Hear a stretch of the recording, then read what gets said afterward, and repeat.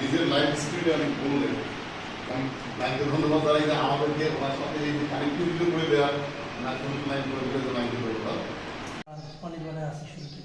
ফয়জুল আহমেদ নাইম, আমার বাসা এখানে।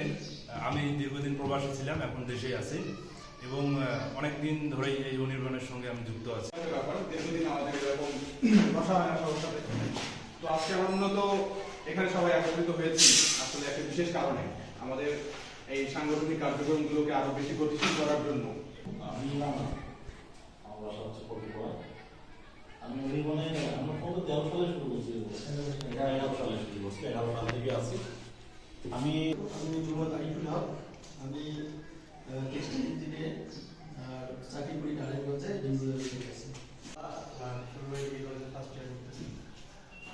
ডিগ্রি ফার্স্ট ইয়ারে পড়ি এবং আমার ফার্মেসি আছে।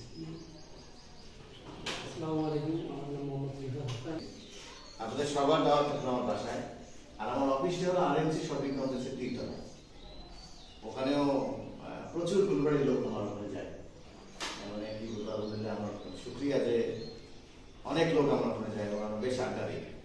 ছিল তো তাদেরকে জাস্ট আমাদের এতটুকুই করা, তাদের ভবিষ্যতে কোথায় যাবে বা একটু উৎসাহ দেওয়া, একটু গাইডলাইন দেওয়া, তাদেরকে কিভাবে তারা সামনের দিকে অগ্রসর হবে। তো মূলত এটাই আমাদের সাফল্য। এখান থেকে কিছু কিছু মানুষ এগিয়ে নিয়ে যাবে। তো আমাদের মধ্যে যারা নতুন বা নতুন দায়িত্ব পেতে যাচ্ছে তাদের প্রতি অনুরোধ থাকবে তারা তাদের সর্বোচ্চ দিয়ে চেষ্টা করা, কারণ এই সংগঠনটি পুরোটাই হলো সেবামূলক। এর অর্গানাইজেশনের পদ দিয়ে কখনো ঝগড়া করা হয় না, কখনোই না, আজ পর্যন্ত হয় না। এবং যে পদে আসে সে কর্মসংস্থানে কত দ্রুত আরেকজনের হাতে আমার দায়িত্ব তুলে দিই। আমি নিজেই ভুক্তভোগী, অন্তত 7 থেকে 8 বছর চালাইতে সেক্রেটারির দায়িত্ব। প্রত্যেকবার আমার একটা ইজেন্ডা ছিল যে কমিটি ফর্ম করবো, আমি আরেককে বারবার আরেক কমিটি ফর্ম করবো। ওই দেখা যাচ্ছে হাউস থেকে আবার অন্য আমি আড়াই বছর করতে করতে 7 থেকে 8 বছর কাটাতে গেলো। দুর্ঘটনায় 3-4 বছর থেকে আছে।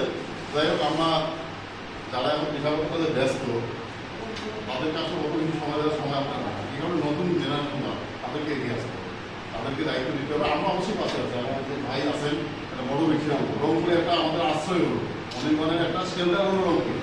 আমি কখনো অফিসে যাইনি এবং আমি আজকে ভাবলাম যে এরপরে রংপুরে আমার দেখা অফিসটা দেখতে যাবো যে আমাদের ফুলবাড়ির মতো জায়গা থেকে ফুলবাড়ির কাছে যেটা শুনলাম যে রংপুরের মধ্যে ঘোরাঘুরি করে গ্রাম থেকে এসে করেছে। আসলে এটা অনুপ্রেরণা জায়গা। কাল আমার পকেটে 10 টাকা না থাকলে আমি কিন্তু আরেকজনকে 2 টাকা হেল্প করতে পারবো না। এটা আমাকে দিতে পারে দাঁড়ানো। এবং চাকরিটাই একমাত্র পেশা নয়, এটা বাস্তব উদাহরণ ডান পাশে বসে আছে। চাকরি একমাত্র পেশা নয়, এটা আমাদের ধন্যতা। চাকরি করতে চাকর হতে হবে, এটা কি কোন বুঝি নেই কেন চাকর হতে হবে কেন। ধন্যবাদ। আমি কথা বলতে চাই না, আমার 3 মিনিট ভালো হয়ে গেছে। সকলকে ধন্যবাদ। আসসালামু আলাইকুম।